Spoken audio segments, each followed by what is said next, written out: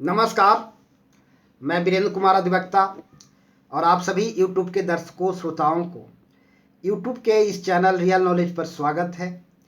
और आज मैं पुनः आप लोगों के समक्ष इस चैनल पर अपना संक्षिप्त विचार और मंतव्य लेकर हाजिर हूँ।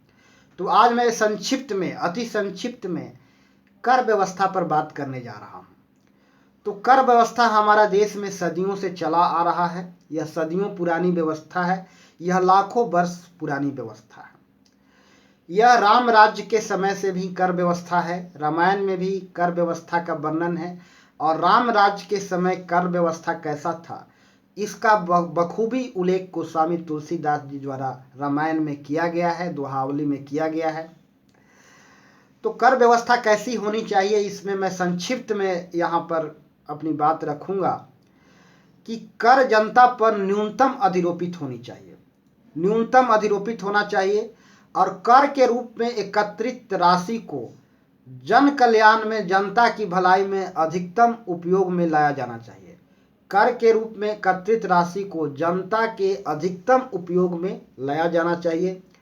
और इस बात को आज के समय में और दुनिया के तमाम शासक वर्ग को, सरकारों को इस बात को ध्यान में रखते हुए कर अधिरोपित करना चाहिए और इसका अहमियत को समझना चाहिए। तो कर व्यवस्था हमारा देश में सदियों पुरानी है। अत्यधिक कर अधिरोपित करने के कारण जनता की तकलीफें बढ़ जाती है, जनता की जनमानस की परेशानियां बढ़ जाती है और जनमानस के हृदय में एक विद्रोह का आग सुलगते रहता है। और जब कभी अवसर पाकर, मौका पाकर यह विद्रोह की सुलगती हुई आग दहक उठता है, जिसके कारण देश, समाज और राज्य को भी क्षति उठानी पड़ती है और यहाँ तक के शासक वर्ग को अपने सत्ता से भी हाथ धोना पड़ जाता है। इतिहास में इसका वर्णन है। फ्रांस की राज्य क्रांति का मूल वजह जनता पर अत्यधिक कर अधिरोपित करना ही था और हमारे देश में अंग्रेजी राज के विरुद्ध भी बगावत हुई। जो विद्रोह हुआ उसका भी कारण था भारतीय जनमानस पर, भारतीय जनता पर कर का अत्यधिक भार होना। तो कर अत्यंत न्यूनतम होना चाहिए।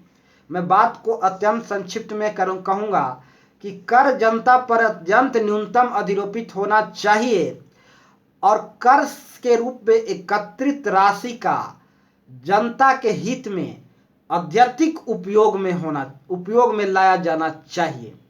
यह राजा का कर्तव्य है, यह शासक वर्ग का कर्तव्य है, यह आज की तथाकथित राजा स्वरूप वर्तमान सरकारों का कर्तव्य है और आज किसी संस्था के, संगठन के प्रमुख का भी यही कर्तव्य है कि अपने समुदाय के सदस्यों पर वह अत्यंत न्यूनतम कर अधिरोपित करें और उस राशि जो एकत्र हो रहा है उसका अधिकतम उपयोग, फायदा समुदाय के सदस्यों को मिलना चाहिए। तभी जनता के दुआ के भागी होंगे, जनता के साथ और सहयोग का भागी होंगे और तब वह जीवन में, अपने जीवन के क्षेत्र में, चाहे वह किसी भी क्षेत्र में हो, निरंतर आगे बढ़ सकते हैं और जन कल्याण करके ही आगे बढ़ सकते हैं। अन्यथा जब तक जनता की कल्याण की भावना नहीं होगी, कर रूप में एकत्रित राशि का उपयोग जनता के हित में अधिकतम उपयोग नहीं होगा, तब तक वह जीवन में कुछ बड़ा कार्य करने में असफल होंगे और जीवन में आगे बढ़ने में भी वह असफल हो जाएंगे।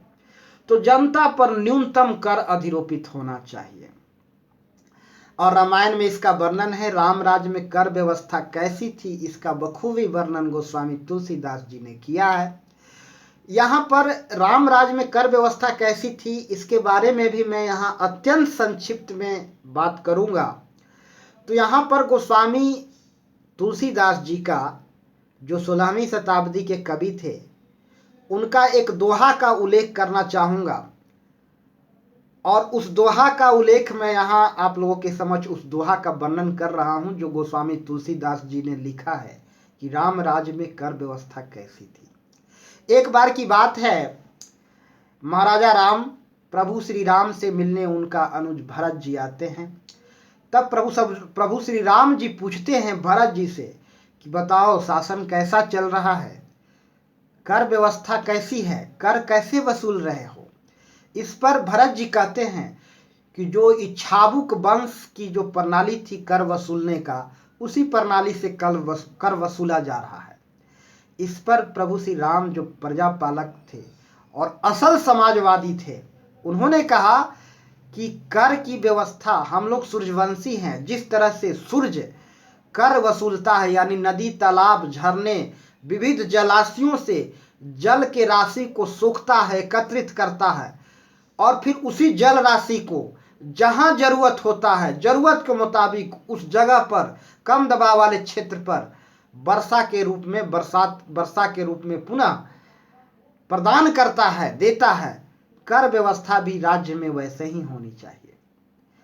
इसका उल्लेख बखूबी गोस्वामी तुलसीदास जी ने एक दोहा में कहा है कि कैसी थी राम राज्य की कर व्यवस्था, जिसका उल्लेख मैं यहाँ करना चाहूंगा। तो गोस्वामी तुलसीदास जी कहते हैं कि कर व्यवस्था ऐसी होनी चाहिए, बरसत हरसत सब लखै, करसत लखे न कोय। बरसत हरसत सब लखै, करसत लखे न कोय। तुलसी प्रजा सुभाग से, भूप भानु सो होए। यानी बरसत हरसत सब लखै, जब बारिश होती है तो इसकी प्रसन्नता सबको होता है, सभी लोग खुश होते हैं। लेकिन जब सूर्य कर के रूप में विविध जलाशयों से जब कर के रूप में जल को सोखता है, ऑब्जर्वेशन करता है, तो इसका पता किसी को नहीं चलता। उसी प्रकार हमारे राज्य में भी कर की व्यवस्था होनी चाहिए, अर्थात इतनी न्यून कर हो कि किसी को पता ही नहीं चले, और फिर उसी न्यूनतम कर से जनता के अधिकतम विकास में उसका उपयोग हो, जिसको देख करके जनमानस अत्यंत खुश हो जाए। इसीलिए कहा गया था, गोस्वामी तुलसीदास जी ने दोहा में उल्लेख किया है कि बरसत हरसत सब लखे, करसत लखे न कोय। तुलसी प्रजा सुभाग से, भूप भानु सो होए। आगे उन्होंने एक और कर व्यवस्था के संबंध में गोस्वामी तुलसीदास जी ने एक जगह और लिखा है, उस दोहा का भी मैं यहाँ उल्लेख करना चाहूंगा। वह यह है, मणि माणिक महंगे किए, सहजे तृण जल नाज। तुलसी सोई जानिए, राम गरीब नवाज। मणि माणिक महंगे किए, सहजे तृण जल नाज। तुलसी सोई जानिए, राम गरीब नवाज।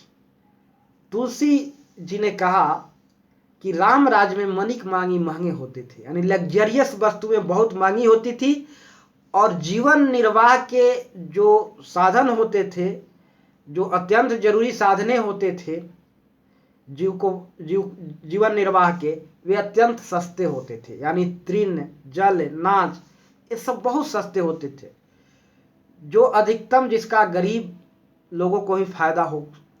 तो राम गरीब नवाज, राम गरीब के नवाज थे, गरीबों के फितरत, गरीब के कल्याण करने वाले राजा थे। तो तुलसीदास जी ने इस प्रकार राम राज्य के कर व्यवस्था का वर्णन किया है।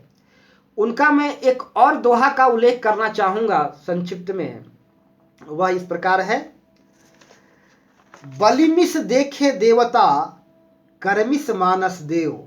बलिमिस देखे देवता, कर्मिस मानस देव। मुए मार सुविचार है, स्वार्थ साधन एव।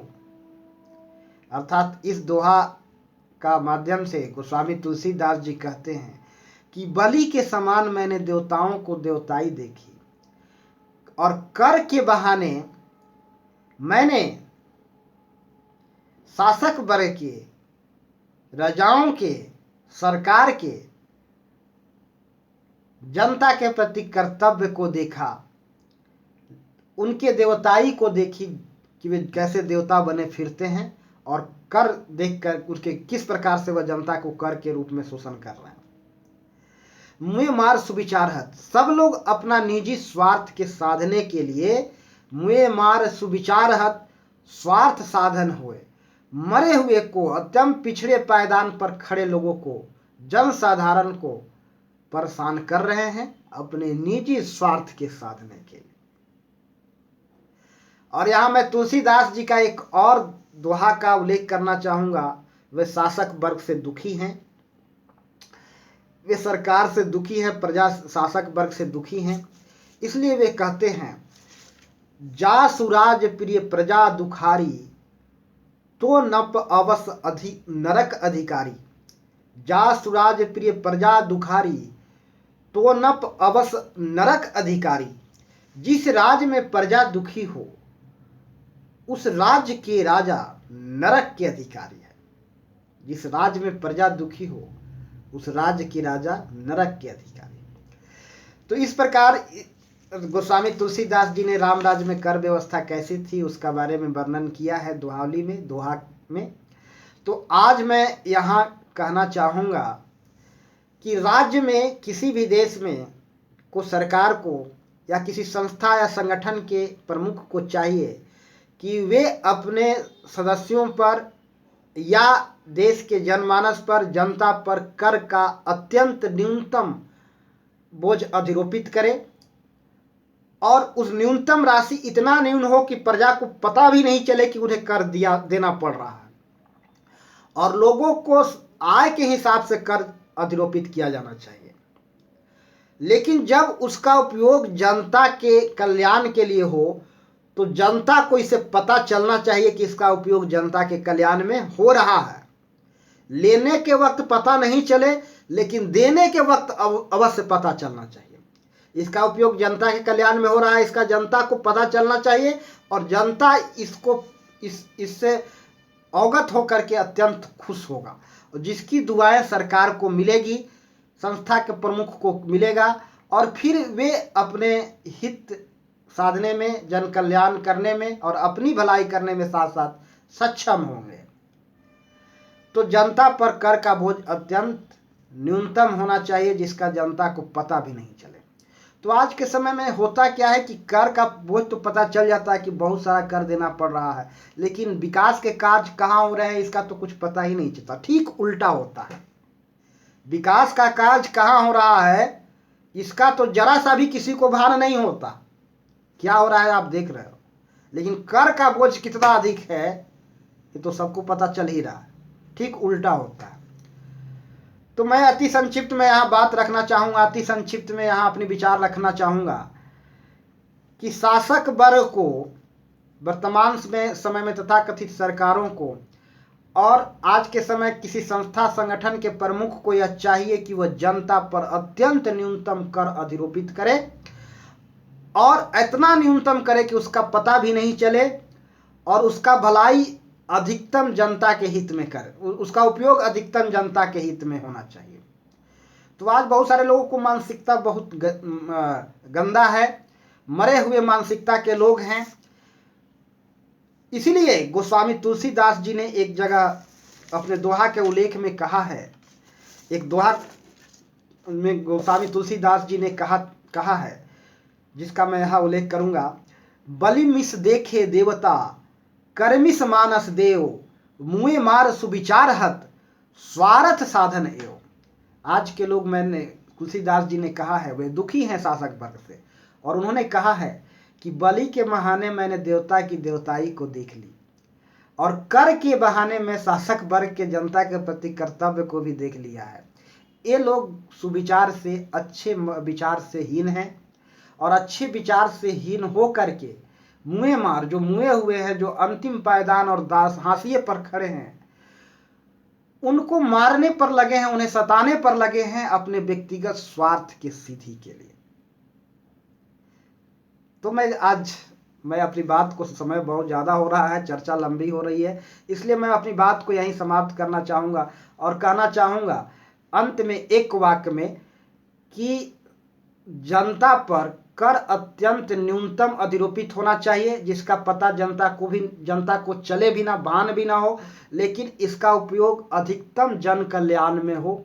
यही राजा का कर्तव्य है, यही शासक वर्ग का कर्तव्य है, यही किसी संस्था संगठन के प्रमुख का कर्तव्य है कि वे अपने सदस्यों पर अत्यंत न्यूनतम कर अधिरोपित करें।